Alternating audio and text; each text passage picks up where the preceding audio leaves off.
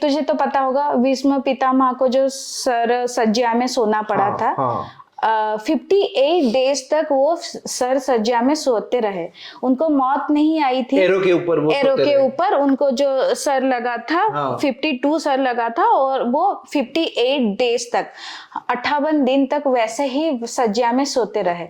फिर जब युद्ध खत्म हो गया, जब भगवान श्री कृष्ण उनके पास आए मिलने के लिए, तो वो बोल रहे हैं भीष्म पितामह कि प्रभु मैंने ऐसा कौन सा पाप किया था, मुझे पता है मनुष्य जो भी करता है बुरे कर्म अच्छे कर्म उसका वो फल मिलता है। लेकिन उस जन्म में वो लोग इतने ये थे, तो उन्होंने बोला कि मैं ध्यान करके देख लिया, पूरे 72 जन्म मतलब 72 जन्म तक मैंने देख लिया, मैंने तो कोई ऐसा बुरा कर्म किया नहीं जिसके लिए इतनी बड़ी सजा, वो भी मौत भी नहीं आ रही है, इतना सर लगने के बाद इतना दिन तक मैं वो सजा में सो रहा हूँ, मतलब somehow I'm getting the pain. Exactly.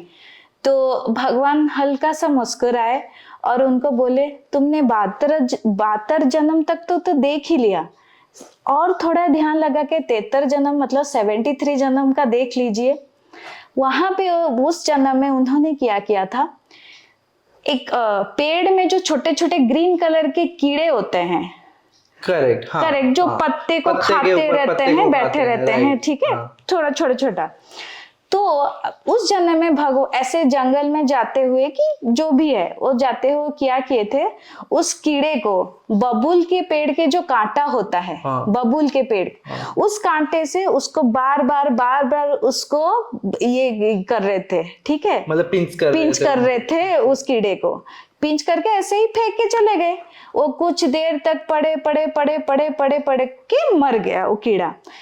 उसी चीज का जितने बार उन्होंने पिंच किया था वो उस हिसाब से उनको मिला, और पूरे सर सज्जा में 58 दिन तक पड़े हो के उनको तो बर्तन मिला, फाइनली उनको मौत। अगर इस हिसाब से हम सोचे वही तो हम कितना क्या कर रहे हैं यार, एग्जैक्टली। इसीलिए तो गलत क्या, हम अनजाने भी कोई छोटा सा चींटी हो गया हम चढ़ जाते हैं, हम जानबूझ के भी कितना चीज करते हैं। वही तो कहीं ना कहीं उस सारी चीज का हिसाब रहता है, तुझे वो कहीं ना कहीं कोई भी जन्म में तुझे वो मिलता है। तो डरा मत अभी, अब डरा नहीं, सही बात है। अब सही में लग रहा है कि तो महाभारत का ये टॉपिक पढ़ना, सोच हमें पता है मनुष्य का 84 लाख योनि में आने के बाद तुझे मनुष्य जन्म मिलता है, ये तो जानता ही होगा। हाँ, मतलब सोच 72 जन्म में उन्होंने कुछ नहीं किया था, 73 जन्म में ये किया था, आज इतने जन्म के बाद उनको ये सजा मिल रही।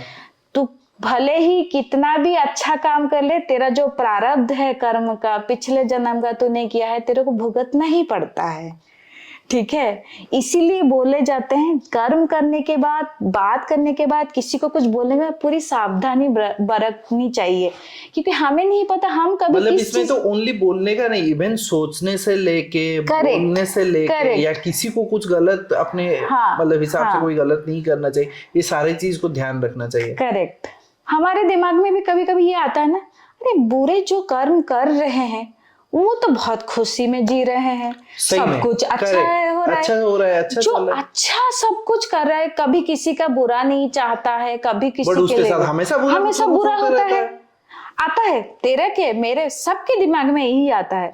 लेकिन हम ये नहीं जान पाते हैं उसके प्रारब्ध अच्छे होंगे, पिछले जन्म में वो अच्छा काम किया होगा, उसी के लिए वो इतना इस जन्म में भले ही वो बुरा कर रहा है, लेकिन जो प्रारब्ध है उसका जो है स्टोर, वो उसी के लिए अभी इस जन्म में उसके साथ सब कुछ अच्छा हो रहा है।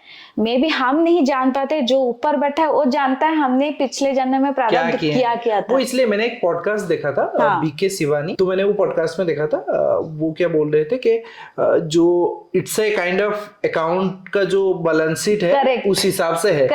तो लास्ट ईयर जहाँ पे तुम्हारा शरीर त्याग किया कोई भी आत्मा, तो वहां पे वो क्लोजिंग हो गया, then again it will open carry forward to next जन्म। तो उसमें तुम क्या करते हो, किस हिसाब से लेके जाते हो, उस हिसाब से फिर तुम्हें रिजल्ट मिलता है। तो समहाउ हमेशा ये चीज ध्यान में रखना चाहिए कि हम जो कर रहे हैं कहीं ना कहीं किसी ना किसी माध्यम से वो वापस आने ही वाला है।